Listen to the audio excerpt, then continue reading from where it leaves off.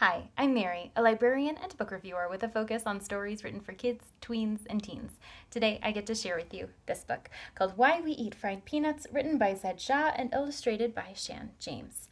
This is the story of a girl and her father who are getting ready for the Lunar New Year celebration. As they are celebrating and getting their decorations ready, they're also enjoying fried peanuts. And the daughter asks her father why they're enjoying those fried peanuts. So he goes into a story about their family legacy, including Tai Nai Nai, who's a great grandmother who has a really enormous legacy in their family. While her name is not known, her deeds are passed down from the generations. She had a huge heart and she adopted a baby who was not able to be cared for by its mother at the time. And the girl in the story knows that baby now as her great uncle. So, as the family gets together and celebrates the holiday, they also remember the generations that have come before.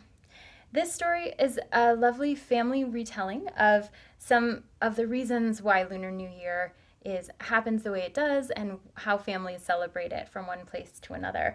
Throughout the story, the girl and her father are talking to each other directly, and it jumps back and forth in time between the present day and Tai Nai Nai's story.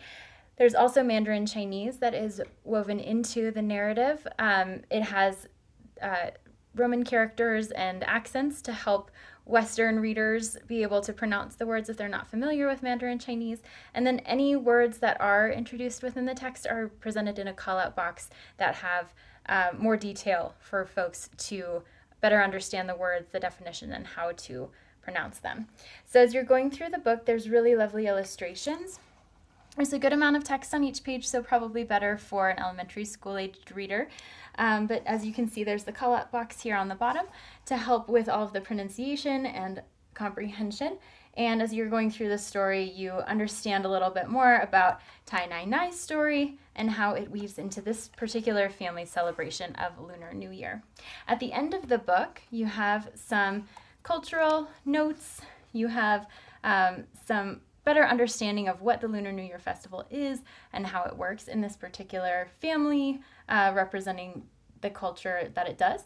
And you have a nice oversized presentation, hardcover, and a book that can be enjoyed from year to year as the Lunar New Year celebration comes around. If this sounds like a great fit for you or for someone you know, I hope you look for it wherever you get your books.